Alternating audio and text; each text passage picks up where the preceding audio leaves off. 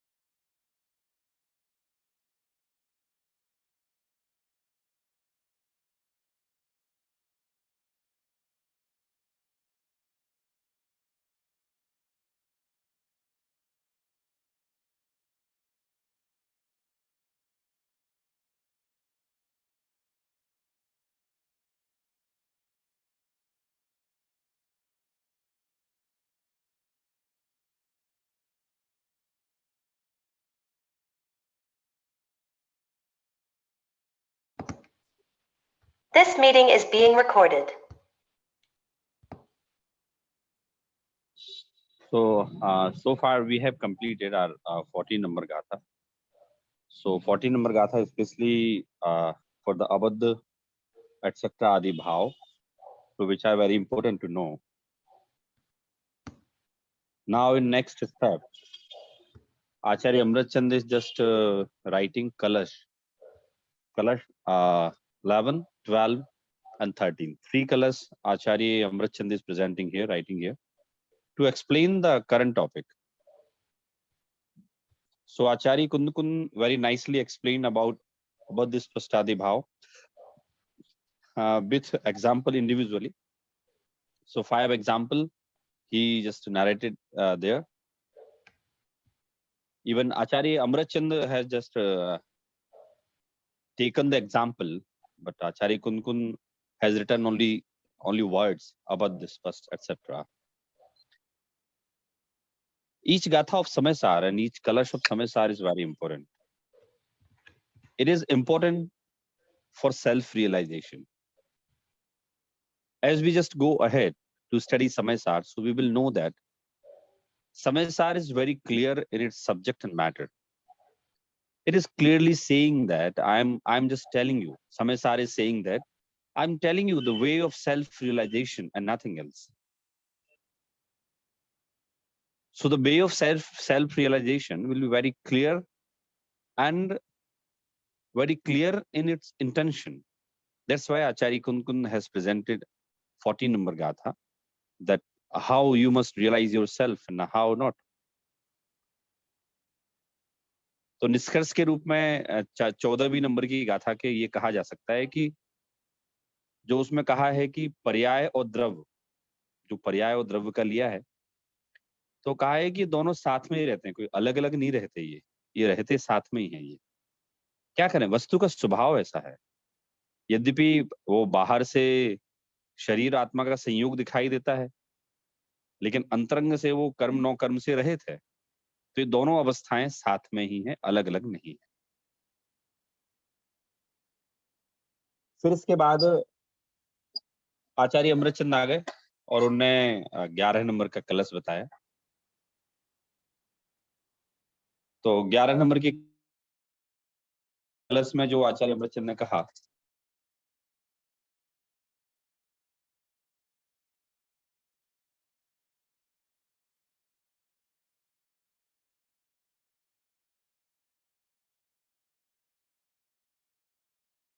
जिस शुद्धात्मा को बताया गया था, यद्यपि उसी को यहाँ भी आगे एक्सप्लेन किया गया है, परंतु 5 विशेषण दिए गए थे: अवध, स्पष्ट, अनन्य, नियत, अविशेष और असंयुक्त। अब आगामी जो कलश है उसमें जो प्रेरणा दे रहे हैं, वो प्रेरणा ऐसे दे रहे हैं कि भगवान आत्मा को अनुभव करने की प्रेरणा दे रहे हैं कि now you have just non 5 बद्ध स्पष्ट आदि भाव, and after knowing this, what you have to do, you have to just go ahead to realize yourself. So he is just Acharya Amritchand is motivating us.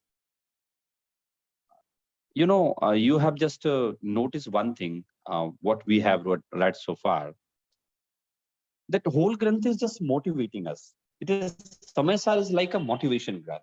It is not so technical. It means you will not many technical words or definition or bhed prabhed. Samaysar basically is a very simple granth, but it's a kind of motivation. Motivation, it means Acharya Kund and Amritchand, even Acharya Jason. So Acharya Kund is the writer, Tikakar, Jason and Amritchand. All three acharyas, they are very clear in their mindset. They are motivating to the readers how to realize your soul. They're very clear in their aim and in the narration of subject and matter. So this Samaysar 40 number Gatha, which is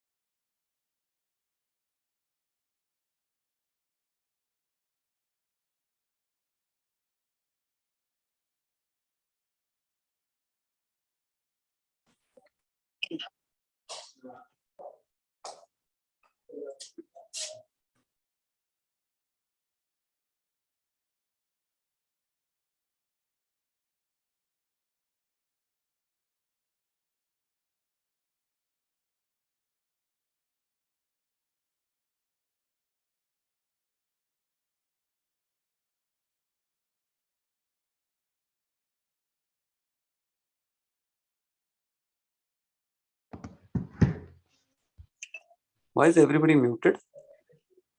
No, again, Saurabh ji was speaking and then I think he got disconnected. Again, I got disconnected too. I don't know what happened, but I see. Saurabh ji, आप है क्या?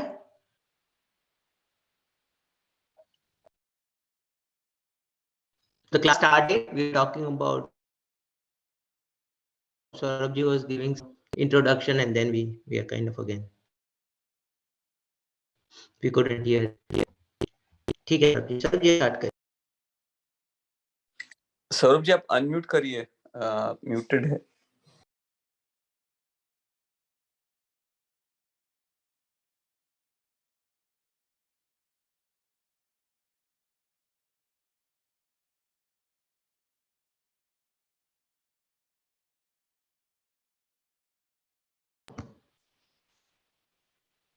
सौरभ जी आप कर सकने चाहिए unmute. मैंने आपको course भी किया but there is no restriction.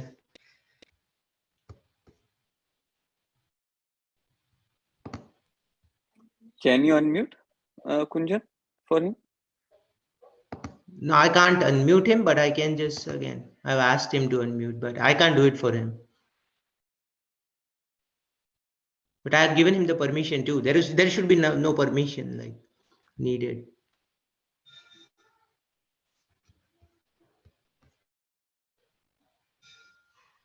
Maybe he's having issues with his phone. Yeah, that's what it looks like.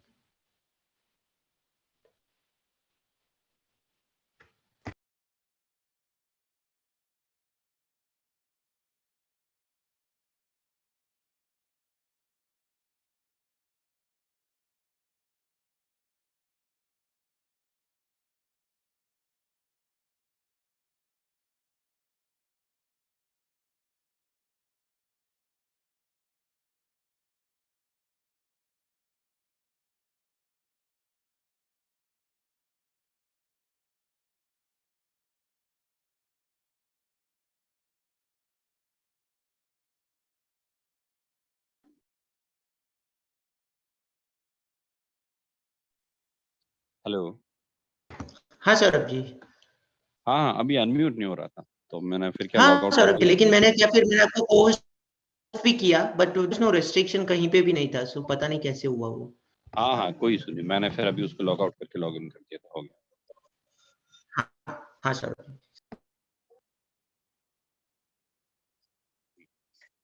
तो 11 नंबर का जो कलश है इसमें आचार्य अमृतचंद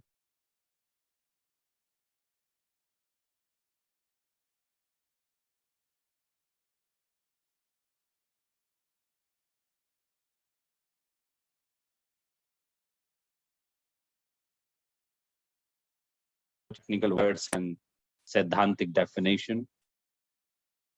तो इस आगामी कलश को हम पढ़ते हैं हम लोग. 11 नंबर का कलश निकाल लीजिए आप लोग. जी मैंने शेयर किया 11 नंबर का कलश.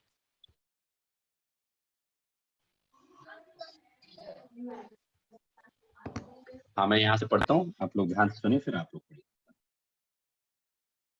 नाही विदधति बद्ध स्पष्ट भावादयोमि स्फुट स्फुट मुपरिंत तोप्येत्य यत्र प्रतिष्ठाम अनुभवतु तमेव द्योत्यमानं समन्तात् जगद पगद मोहि भूय सम्यक स्वभावम. मैं एक बार फिर से पढ़ता हूँ. मैं पढ़ाता आप लोगों को इसलिए ताकि आप लोगों को संस्कृत और प्राकृत पढ़ने की एक प्रैक्टिस हो जाए. नाही विदधति बद्ध स्पष्ट भावादयोमि स्फुट मुपरि तरन्तोप्येत्य यत्र प्रतिष्ठाम अनुभवतु तमेव द्योत्यमानं समन्तात् जगद पगद मोहि भूय सम्यक स्वभावम. एक बार इसको मैं लय में पढ़ के बता देता हूँ. नाही विदधति बद्ध स्पष्ट भावादयोमि स्फुट मुपरि तरन्तोपेत्य यत्र प्रतिष्ठाम अनुभवतु तमेव द्योत्यमानं समन्तात् जगद पगत मोहि भूय सम्यक स्वभावम. अब आप लोग एक एक करके मुझे पढ़ के बता दीजिए. बताइए प्रतीश जी, आप बताइए इसको.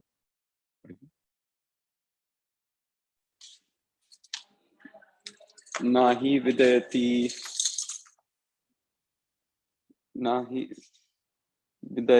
विदधति बद्धस्पृष्टभावादयोमि स्फुटमुपरि तरन्तोप्येत्य तरन्तोप्येत्य यत्र प्रतिष्ठाम् अनुभवतु तमेव द्योतमानं समन्तात् जगत् मोहि भूय सम्यक स्वभावम।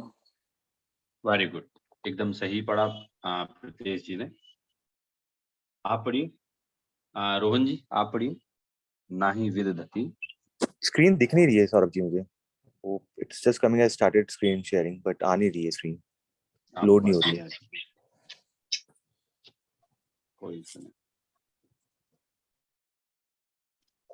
मैंने इस पर भेजा, व्हाट्सएप पे भेजा मैंने ग्रुप में। ओके, व्हाट्सएप पे भी नहीं आया है। ओके, अभी स्क्रीन आ गई शायद। व्हाट्सएप पे आ गया।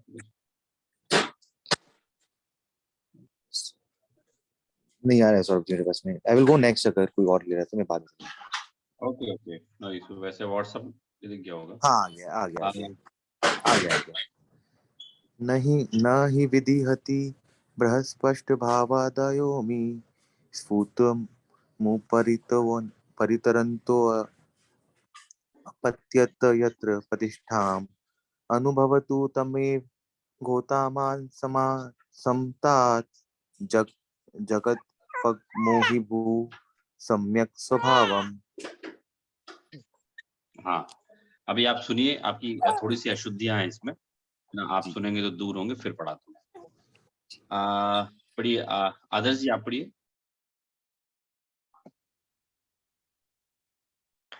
न हि विदधति बद्धस्पृष्ट भावादयोमि स्फुटमुपरि तरन्तोप्येत्य यत्र प्रतिष्ठाम् अनुभवतु तमेव द्योतमानं समन्तात् जगदपगत मोहि भूय सम्यक स्वभावम। एब्सोल्युटली राइट, एकदम सही पढ़ा आदर्श जी ने। कुंजन जी आप पढ़िए।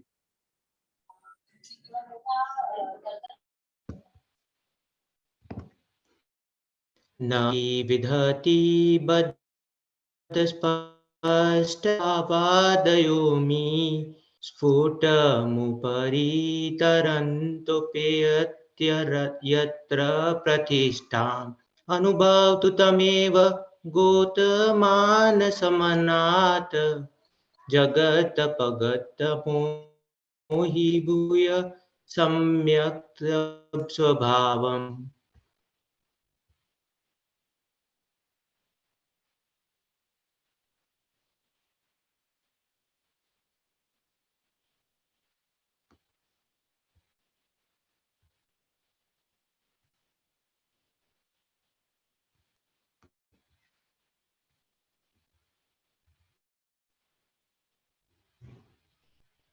हेलो। हाँ सौरभ जी। हाँ बीजल जी हैं, बीजल जी पढ़िए। जी सौरभ। न हि विदधति बद्धस्पृष्ट भावादयोमि स्फुटमुपरि तरन्तोप्येत्य यत्र प्रतिष्ठाम् अनुभवतु तमेव द्योतमानं समन्तात् जगत्पगत मोहि भूय सम्यक स्वभावम। एकदम सही पढ़ा। नेक्स्ट अर्पित जी आप पढ़िए।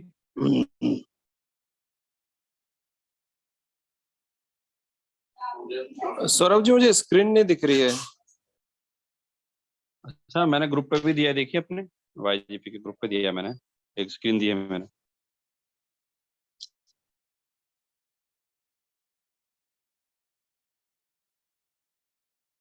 देखिए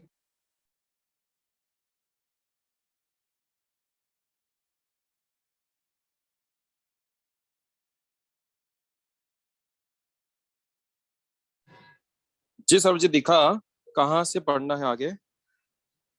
ये पहला वाला श्लोक तो आपको पढ़ना। हाँ हाँ, ये पूरा पढ़ना नाही है ना? विदधति। हाँ। हाँ न हि विदधति बद्ध स्पृष्ट भावोदयोमि स्फुटुमुपरि तरन्तोप्येत्य यत्र प्रतिष्ठाम् अनुभवतु तमेव धोतमानं समतात जगद पगत मोहि भूय सम्यक स्वभावम। हाँ, करीब करीब सबने सही पढ़ा, थोड़ी सी कहीं मिस्टेक किसी की रह गई है। मैं यहाँ से फिर से पढ़ता हूँ, तो आप लोग ध्यान से देखिए, फिर आप बाद में प्रैक्टिस कर सकते हैं उसकी।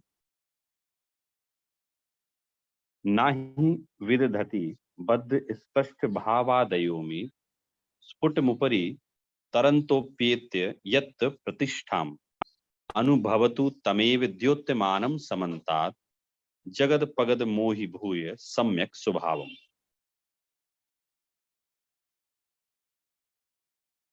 अब इसका सौरभ जी जो एक थर्ड वर्ड है वो हिंदी- सौरभ जी जो थर्ड वर्ड है वो विधति मतलब विधति में है कि क्या बोल रहे हैं आप, एक बार फिर से? थर्ड वर्ड कौन सा? जो स्टार्टिंग में है ना, ही विधति, राइट? विद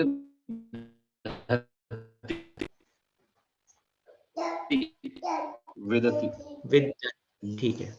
अलग एक साथ ही है विदधति। हाँ, इसका एक हिंदी भी है, तो हिंदी कैसा इसका अनुवाद है मेरे पास हिंदी में।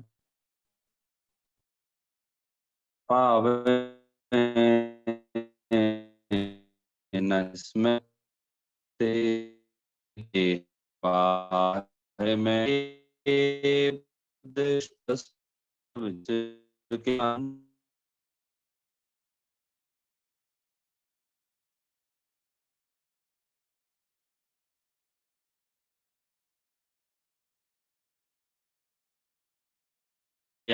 अमृतचंद इस कलश के माध्यम से जो प्रेरणा दे रहे हैं वो आत्मानुभव की प्रेरणा दे रहे हैं। तो वो इस कलश में ये बोल रहे हैं, इसका अगर हम भावार्थ देखेंगे तो वो ये बोल रहे हैं कि ये जो बद्ध स्पष्टादि भाव हैं,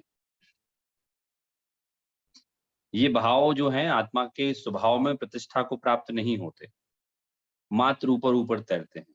जो कहा ना पीछे, जो हमने 5 भाव पढ़े, तो उसमें था ना कि ऊपर से देखने पर शरीर और आत्मा एक दिखाई देता है, कर्म और आत्मा एक दिखाई देते हैं। तो फिर इस कलश में कह रहे हैं कि जो तुमने बद्ध स्पष्टादि भाव पढ़े हैं, you must very clear view in that, ये जो हैं ऊपर ऊपर तैरते हैं, आत्मा के स्वभाव को प्राप्त नहीं होते। It means these are not the part of your soul, but superficially you can see that is not reality. जो आत्मा के साथ प्रकाशमान है वो तो ज्ञान है।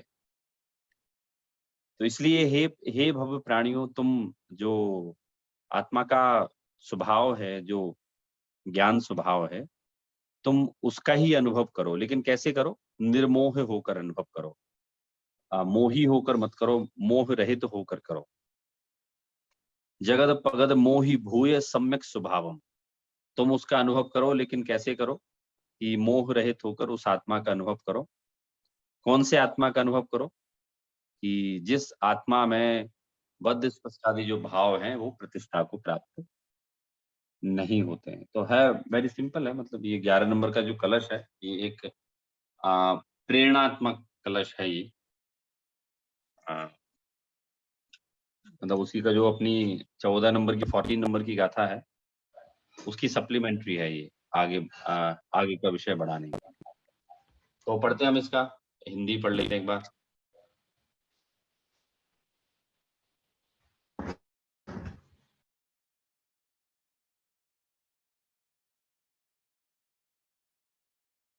हाँ, यहाँ दिया भी, देखिए इसमें श्लोकार्थ जो दिया है, जगत तम एव सम्यक स्वभावम अनुभवतु, जगत के प्राणियों इस सम्यक स्वभाव का अनुभव करो। यत्र अर्थात जहाँ, अमी बद्ध स्पष्ट भावादया, यह बद्ध स्पष्टादि भाव, एत स्फुटम उपरि तरंतः अपि, स्पष्टतया उस स्वभाव के ऊपर तैरते हैं, तथापि प्रतिष्ठाम ना विदधति, उसमें प्रतिष्ठा नहीं पाते, क्योंकि द्रव्य स्वभाव तो नित्य एक रूप है और ये भाव जो है वो अनित्य हैं, अनेक रूप हैं। पर्याय द्रव्य स्वभाव में प्रवेश नहीं करती, ऊपर ही तैरती रहती हैं। यह शुद्ध स्वभाव सर्व अवस्थाओं में प्रकाशमान है। ऐसे शुद्ध स्वभाव का मोह रहित होकर जगत अनुभव करे, क्योंकि मोह कर्म के उदय से उत्पन्न मिथ्यात्व रूपी अज्ञान जहां तक रहता है वहां तक अनुभव यथार्थ नहीं होता। तो यहाँ यही उपदेश दे रहे हैं कि आप शुद्ध नय के विषय रूप आत्मा का अनुभव करो। तो आत्मा का अनुभव कैसे करो? तो बोले जो शुद्ध नय का जो विषयभूत आत्मा है, उस शुद्ध नय के विषयभूत आत्मा का अनुभव करो। तो कैसा है शुद्ध नय का विषयभूत आत्मा? कि वो बद्ध स्पष्टादि भावों से अलग है। जो पर्याय है ना, वो पर्याय तैरती ऊपर है, लेकिन वो स्वभाव में प्रतिष्ठा को प्राप्त नहीं होती। इसकी अगर हम थोड़ा सा डिटेल करें, वैसे हम कर चुके हैं पहले, थोड़ी सी डिटेल करें तो ऐसा कह सकते हैं कि विकारी अविकारी कोई सी भी पर्याय हो, लेकिन उसने आज तक हमारे स्वभाव में तो प्रवेश नहीं किया ना, क्योंकि पर्याय द्रव्य का ही भाव है, मतलब द्रव्य का ही स्वभाव जो है वो पर्याय है, लेकिन वो पर्याय ऊपर ही ऊपर तैरती रहती है। अगर वो विकारी पर्याय हमारा स्वभाव हो जाए तो गड़बड़ हो जाए।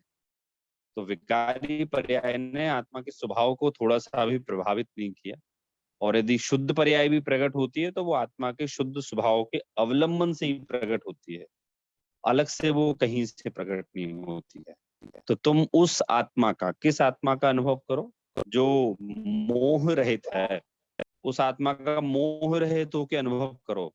जो आत्मा इन भावों से रहित है, बद्ध स्पष्टादि भाव जिसमें नहीं है, जो विकारी पर्याय हैं, जो पर्याय हैं उसमें ऊपर ही तैरती हैं। पावे न जिसमें प्रतिष्ठा वस तैरते हैं बाह में, वो भाव है पर्याय संबंध, वो ऊपर ही ऊपर तैरते रहते हैं। तो इसमें ये बता रहे हैं, इसमें 11 नंबर की कलश में, 12 में और 13वें में वो यही बताने वाले हैं कि जो 14 नंबर की कथा में बद्ध स्पष्टादि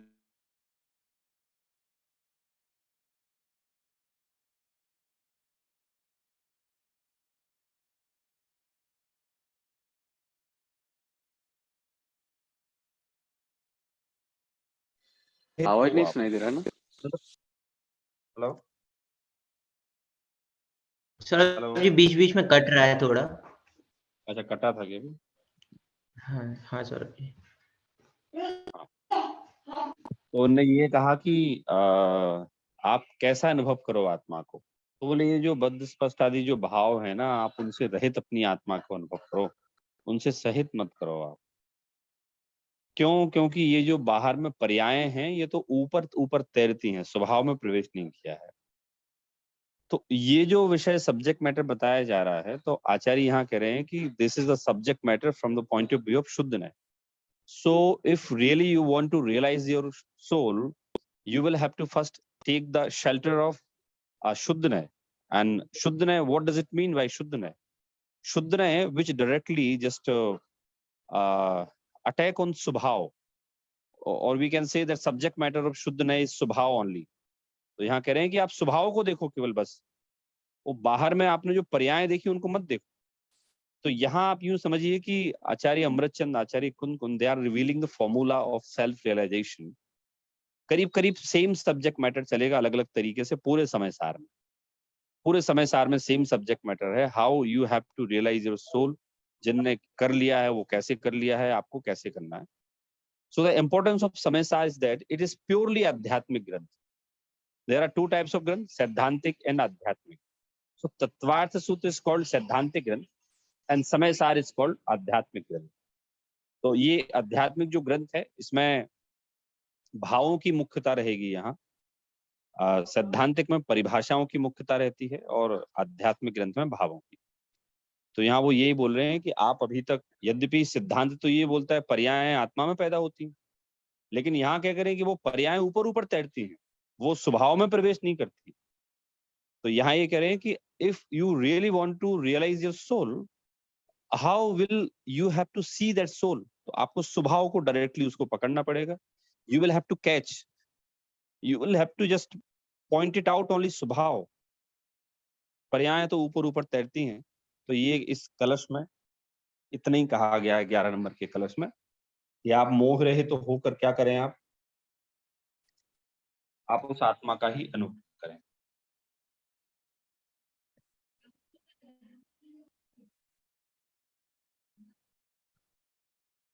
हाँ, क्लियर हुआ ये वाला 11 नंबर का?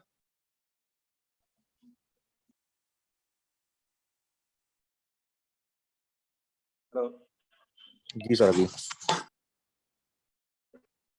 सौरभ जी, एक दो प्रश्न हो रहे हैं। आपने जब कहा सिद्धांतिक और मतलब और एक आपने कहा आध्यात्मिक, तो सिद्धांतिक में भी द्रव्यानुयोग और कर्णानुयोग हो गया कि सिद्धांतिक को हम सिर्फ कर्णानुयोग से माने? नहीं, सैद्धांतिक तो कोई से भी हो सकते ना। वो कर्णानुयोग के सैद्धांतिक हैं, तो गौमठ सार जीव कांड कर्णानुयोग का सैद्धांतिक हो गया। तत्वाद सूत्र जो है वो सारे विषय को समेटे हुए, तो वो आएगा द्रव्यानुयोग का। मतलब ये जो कैटेगरी जो है ना सैद्धांतिक, ये द्रव्यानुयोग में आएगी समझ लो। मुख्यतः द्रव्यानुयोग ठीक में है। आती है, क्योंकि मैक्सिमम जो सिद्धांत हैं वो द्रव्यानुयोग से संबंधित रहते हैं। तो ये समय सार जो है अध्यात्म का ग्रंथ है। और इसमें ऐसे देखें तो बड़ा इजी है मतलब मैं बोलता हूँ कोई बहुत आपको इसमें याद करने का लोड नहीं लेना कि बहुत मुझे परिभाषाएं याद करनी पड़ रही हैं, भेद प्रभेद याद करने पड़ रहे हैं। बड़ा लाइट ग्रंथ है ये। इसकी विशेषता क्या है कि आचार्य कुंद कुंद ने what he realised and what he listened from Simandhar Paramatma. So he has just clearly written in this scripture. वो उन्हें हमें बता दिया। तो भाई बहुत सिंपल सी बात है कि some great soul who realized himself in that manner and he just clearly revealing and writing that way. So it's very simple and easy. तो समय सार ऐसे देखें तो बहुत सरल है। मतलब तत्वाद सूत्र कठिन है क्योंकि उसमें कुछ समझने को नहीं है, उसमें तो याद करने को है। सैद्धांतिक जो ग्रंथ होते हैं वो तो पूरे याद करने के होते हैं। समय सार के साथ ये समस्या नहीं है, इसलिए समय सार की चर्चा बहुत लंबे समय तक भी हो सकती है। क्योंकि परिभाषाओं में क्या, परिभाषाएं तो मैंने बता दी, आपने याद कर ली, सुना दी आपने मुझे, हो गया काम। आध्यात्मिक ग्रंथों की चर्चा बहुत लंबी चल सकती है। मतलब समय सार हम चाहें तो 5 साल तक भी चल सकता है हमारा, क्योंकि इसमें चर्चा इतनी लंबी है। और मूल विषय मतलब पूरे जिनागम का मूल विषय क्या है? पूरे जिनागम का मूल विषय तो आत्मा और परमात्मा है। परमात्मा की चर्चा तो यहाँ है नहीं, वो तो समय सार पढ़ने वाला पहले पढ़ के आया, तभी तो आत्मा तक पहुंच पाया वो। तो इसमें पूरा सब्जेक्ट मैटर करीब करीब ऐसे ही रहने वाला है। हम लोगों ने पढ़ा भी था कि 12वीं गाथा तक तो आचार्य ने कहा कि जो तीव्र बुद्धि वाले हैं, those who are intelligent, so till 12th गाथा I have delivered sufficient subject matter to them, those who are extraordinary intelligent। लेकिन अगर कोई मध्यम बुद्धि वाला है ना, चलो उसके लिए मैं आगे लिख रहा हूँ, तो वो तो 12वीं गाथा तक तो बता चुके थे कि भाई ये रहे। और फिर अगर आपको और ज्यादा समझना है तो ठीक है, इसी विषय को अलग अलग तरीके से समझाया जाएगा। तो हम लौकिक में देखते भी हैं कि those who are super intelligent, उनको इशारा काफी होता है, तो वो समझ जाते हैं। लेकिन कोई अगर नॉर्मल बुद्धि का हो तो उसे एक ही चीज को बार बार अलग अलग उदाहरणों के माध्यम से अलग अलग तरीके से समझाना पड़ता है। तो ऐसे ही कुछ है। तो मैंने आपको एक बताया कि इसका आगे भी जो सब्जेक्ट मैटर रहेगा वो आपको यही रहेगा, इसी प्रकार का रहने वाला है। चलिए हाँ, आगे का एक कलश और पढ़ लेते हैं हम लोग। कलश नंबर 12।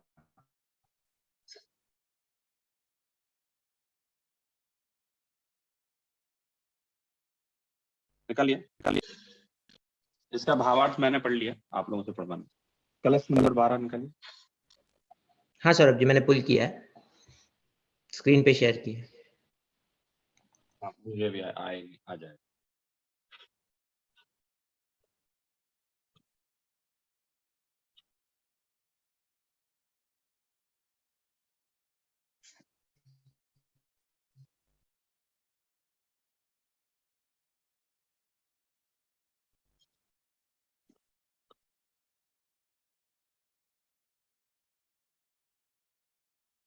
सर जी ग्रुप में भी शेयर किया है पिक्चर, आपने भी किया, ठीक है।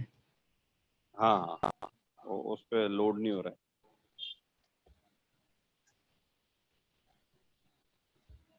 सर जी इसके पहले वाले में जो आपने हिंदी पढ़ा ना, वो हमारा मिस हो गया। आपके अच्छा, पास हिंदी है क्या भेजूं वो मैं? हिंदी का? हिंदी है, मैं भेजूं?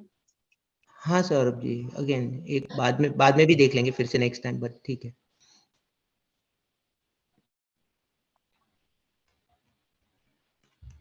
हाँ,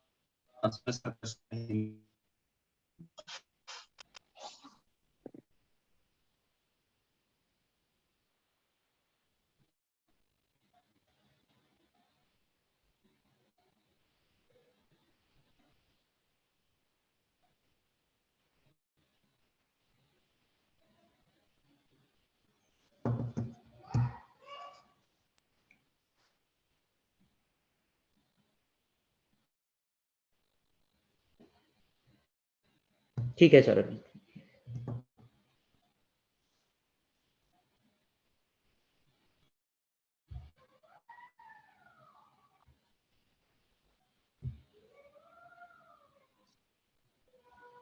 भूतं भान्तं भूतमेव रवसा निर्भिद्य बंधम सुधीर यद्यन्तं किल कोप्यहो कलयति व्याहत्य मोहं हठात् आत्मात्मानुभवैकगम्य महिमा व्यक्तोयमास्ते ध्रुवं नित्यं कर्म कलंक पंक विकलो देवः स्वयं शाश्वतः।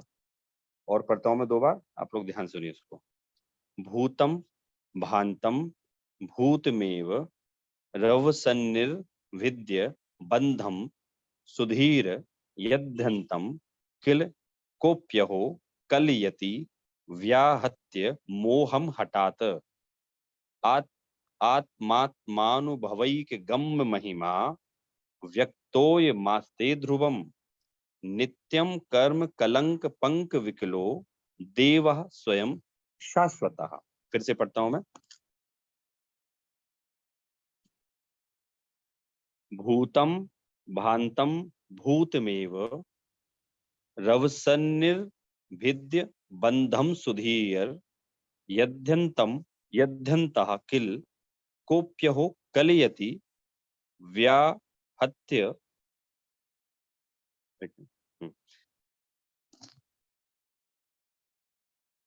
व्याहत्य मोहम हठात् आत्मात्मानुभवैक गम्य महिमा व्यक्तोप्यमास्ते ध्रुवम नित्यं कर्म कलंक पंक विकलो देवः स्वयं शाश्वतः। हाँ पढ़िए प्रतिश जी, आप ही पढ़िए पहले।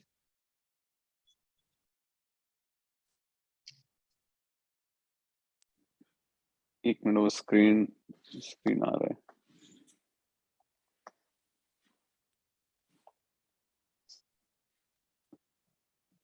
कहाँ से स्टार्ट करो सर जी?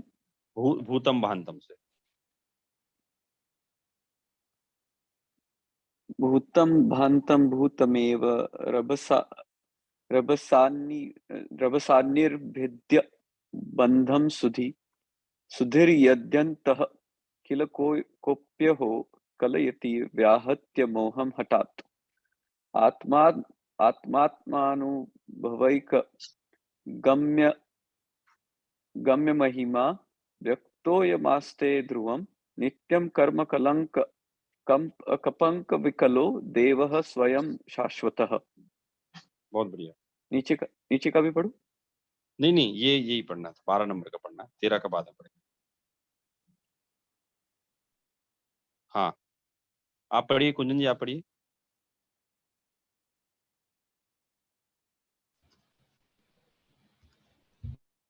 भूतं भान्तं भूतमेव रभसा निर्भृगं बन्धं सुधी यर्गन्त किल कोप्ययो कलयति व्यात्य मोहं हठात् आत्मात्मानुभवेगगम्य महिमा व्यक्तोऽयमास्ते ध्रुवं नित्यं कर्म कलंक पंकविकलो देवं स्वयं शाश्वत। हाँ देखिए पहली लाइन में जो ये है ना, भूतम भांतम भूतमेव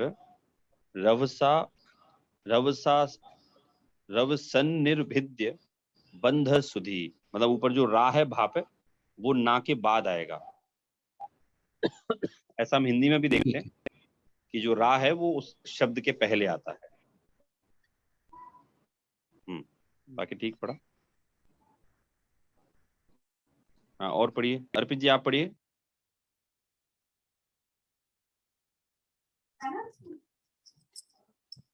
सेकंड वाला ना, ये भूतम भांतम यही हाँ वाला पढ़ना सेम। जी जी जी। भूतम भांतम भूतमेव रभसान्निर्भिद्य साने मिर्भिद रव बंधम सान सुधि। रव, ये देखिए ध्यान से अर्पित जी, देखिए रव हाँ जी। सान निर्विद्य, आधा ना फिर पूरा ना, तो निर्विद्य, रव रभसान्य निर्विद्य। रवसान निर्विद्य, मतलब ना आधा बोलेंगे, मतलब थोड़ा साइलेंट टाइप का रहता है वो। रवसान निर्विद्य, रभसान निर्विद्य हाँ, बंधम सुधि। सुधीयर। यर्गन्तः किल कोऽप्यः कलयति व्याहत्य मोहं हठात् आत्मा मानुभवेकगम्य महिमा व्यक्तो यमास्ते ध्रुवम् नित्यं कर्म कलं कंप कवि कलो देवः स्वयं शाश्वतः। बढ़िया, बस एक ऊपर का जो सुधार कराना था, बढ़िया पढ़ा। इसके अलावा रोहन जी आप पढ़िए। भूतं भान्तं भूतमेव रभसानिर्भिज्ञ बन्ध सुधीयग्रत यज्ञन्तं किल कोऽपि कलयति व्याहसमोहं हठातम् आत्मानुभवके गम्य महिमा व्यक्तो यसात्मे में ध्रुवं नित्यं कर्म कलंकप विकलो देवं स्वयं शाश्वतः। हाँ, थोड़े से सुधार हैं, आप सुनते जाइए तो और हो जाएंगे। आपको पता है संस्कृत जो भाषा है ना, ये स्पीच थेरेपी है। इससे ना हमारे बोलने में बड़ी स्पष्टता आती है।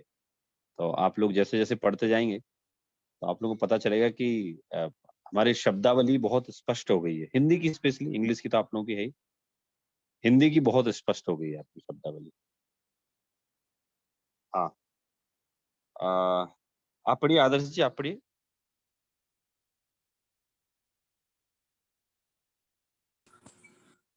भूतं भान्तं भूतमेव रवसान् भिद्यबन्धसुधिर् यद्यन्तः किल कोऽप्यहो कलयति व्याहत्य मोहं हठात् आत्मात्मानुभवैकगम्य महिमा व्यक्त्योऽयमास्ते ध्रुवम् नित्यं कर्म कलङ्कपङ्कविकलो देवः स्वयं शाश्वतः। बढ़िया, गुड। कौन बच गया? बीजल जी बच गए। बीजल जी आप पढ़िए।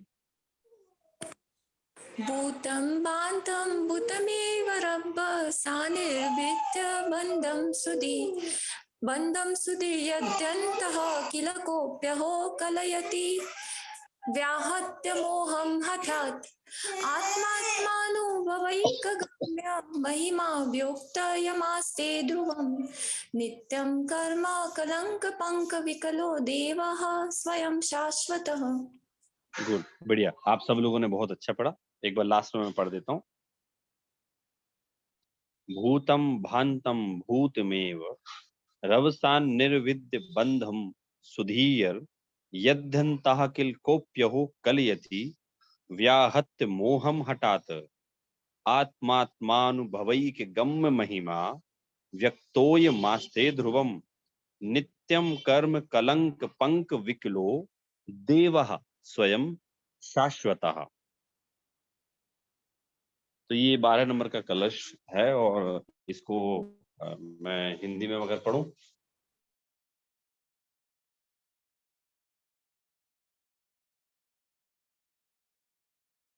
सौरभ जी आपने बताया था, बट कलश, जब आप कलश कहते हो तो व्हाट डू यू मीन? उसका कॉन्टेक्स्ट किस तरह से आप समझाओगे एक बार फिर? सदा विराजित विरहित कर्म कलंक पंक से देव शाश्वत। तो अब आत्मा को कैसा अनुभव करना चाहिए 12 नंबर की कलश में ये बता रहे हैं। तो अपन ये देखेंगे यहाँ जो 12 नंबर की कलश में है, जो हमारे पास वर्जन है ये वाला।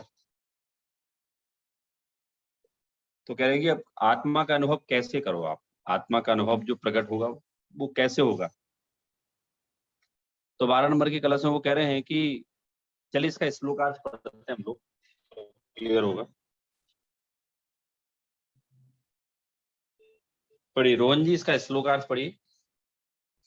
ये जो लिखा है, कोई सुबुद्धि सम्यक दृष्टि जी।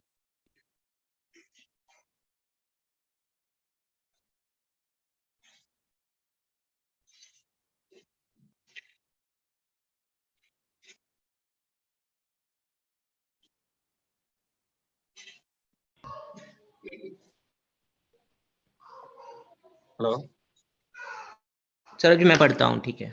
हाँ आप पढ़िए।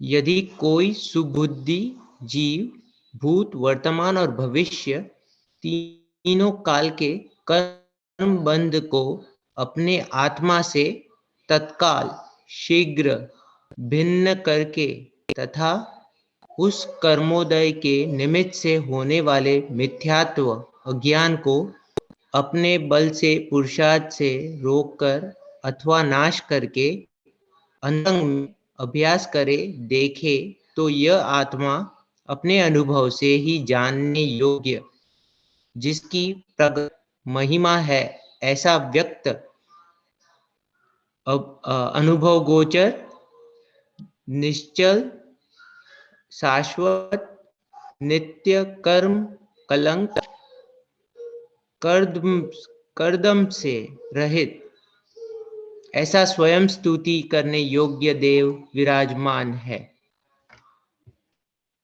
ओके, अब देखिए इसमें कैसा आत्मदेव कैसा है वो बता रहे हैं यहाँ इस कलश में कि आचार्य is just telling that you have to realize your soul.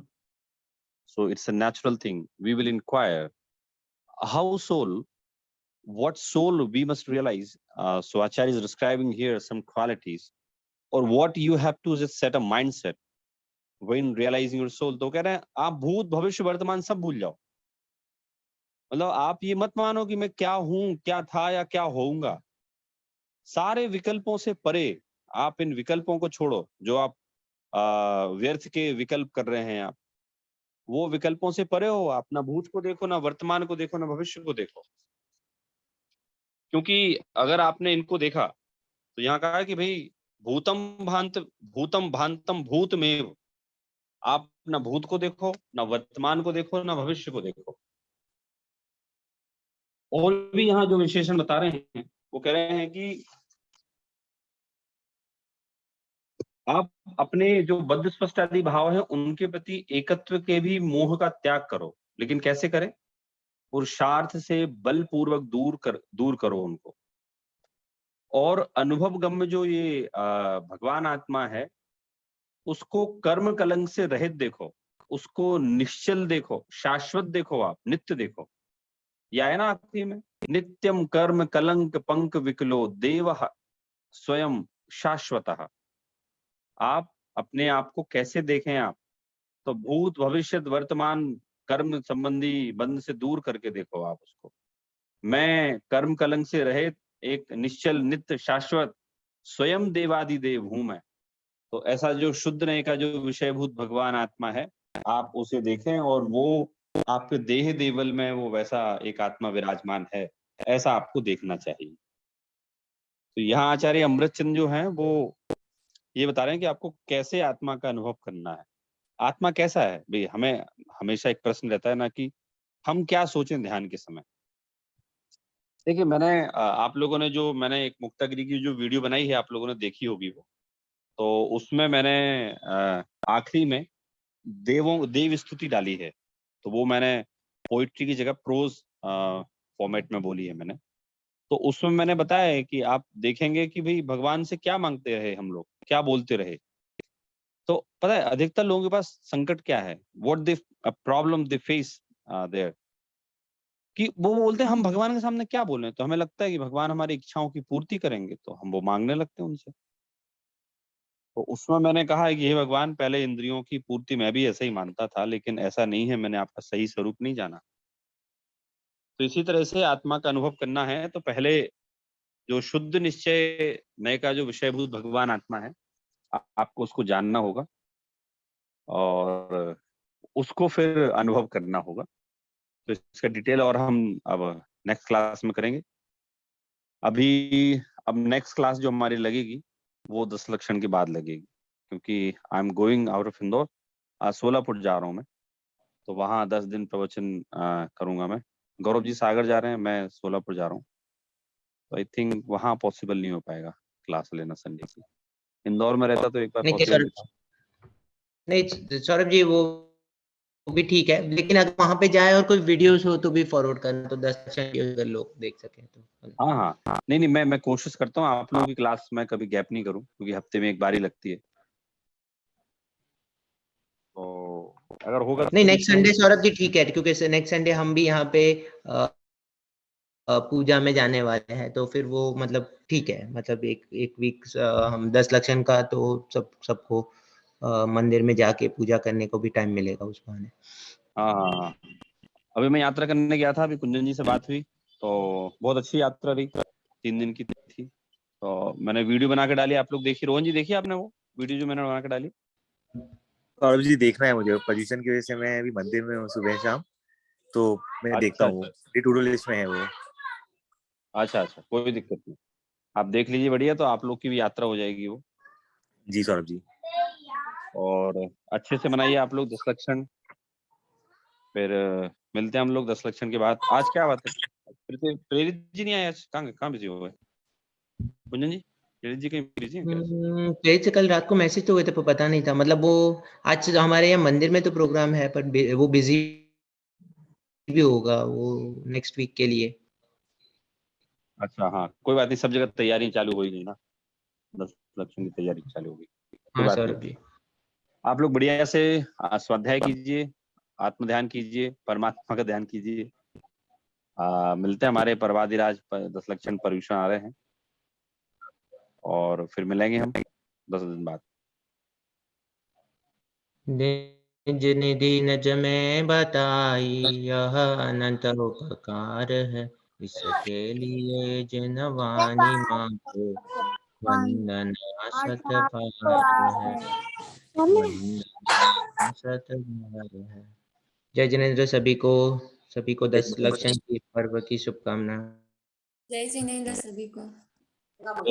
जय जिनेन्द्र सभी को, जय जिनेन्द्र। जय जिनेन्द्र।